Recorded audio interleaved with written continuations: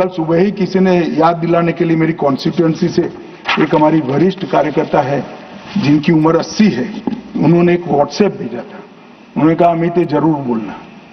अब मैं इतनी वरिष्ठ कार्यकर्ता की भावना को टाल नहीं सकता मान्यवर। उन्होंने एक व्हाट्सएप में वीडियो भेजा जिनमें सोनिया गांधी जी के घर से दौड़ते दौड़ते सलमान खुर्शीद जी आंसुओं से लहस बाहर आते, बाहर मैनेज मीडिया खड़ा है, उसके सामने कहते हैं कि सोनिया जी पूरी रात सो नहीं पाती है, इनके आंसू देखकर मेरी आंख से आंसू निकले।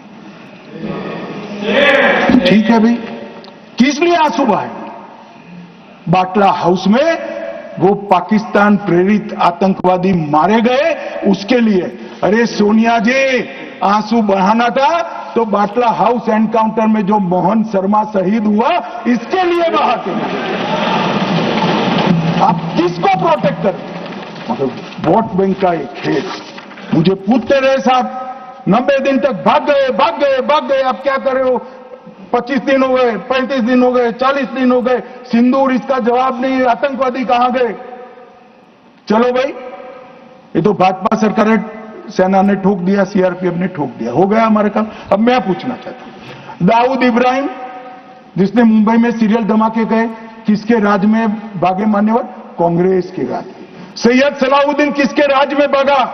कांग्रेस के राज में। टाइगर मेमन किसके राज में भागा? कांग्रेस के। अनीस इब्राहिम किसके राज में भागा? रियाज भटकल किसके राज में भागा? कांग्रेस। इकबाल भटकर किसके राज में भागा? मिर्जा सादाब किसके राज में भागे? और इसका हिसाब कौन देगा? उनको मालूम था देना पड़ेगा साहब, इसलिए बहिष्कार करते। वो स्वयं भाग गए, आतंकवादियों को भगाया और वो भी भाग गए। और हमने मान्यवर 11 साल में यूएपीए में 2019 में अमेंडमेंट किया। इसके तहत अमेंडमेंट के तहत 57 लोगों को आतंकवादी घोषित किया है।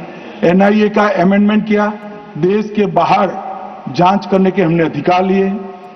एनएसए का हमने सख्त उपयोग किया, 370 को बैन किया, निरस्त कर दिया, पीएफआई को बैन किया, मैक को मजबूत किया, आईसीजेएस का हमने स्थापना किया, नफीस का स्थापना किया, पीएमएलए से टेरर फाइनेंसिंग को रोक दिया और नेट ग्रिड से माध्यम से पूरे देश के आतंकी संगठनों को एक कंप्यूटर की क्लिक पर लाकर रख दिया मान्यवर। हमने पूरी इकोसिस्टम तैयार करी। और मान्यवर ये जो कह रहे हैं, कल पूछ रहे थे कैसे आते हैं, मान्यवर मैं फिर से कहना चाहता हूं कि इतनी कठिन सरहद कई जगह सुरंगें बनाते हैं और बना सकते हैं मान्यवर। इसको रोकने के हम तकनीकी उपाय कर रहे हैं, कुछ समय में ही हो जाएगा। मगर कुछ नाले ऐसे हैं मान्यवर, वहां इतना बहाव होता है, वहां कोई चौकी नहीं लग सकती, चौकी बह जाएगी। वो घुस रहे हैं, मगर उन्होंने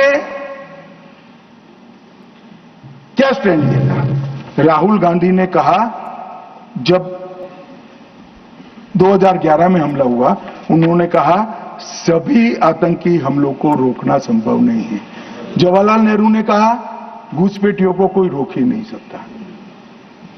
मैं मानता हूं कि अभी भी पाकिस्तान कुछ आतंकी हमले कर पा रहा है, अभी भी कुछ घुसपैठ होती है, काफी कम हुआ है मान्यवर। मैं जिम्मेदारी के साथ बोलने वाला आदमी हूं, देश की जनता सुन रही है, काफी कुछ कम हुआ है, मगर हम कभी ऐसे हथियार नहीं डालते।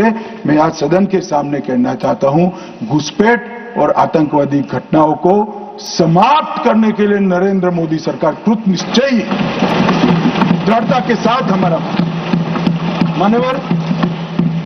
कल राहुल गांधी जी का मैंने स्टेटमेंट सुना।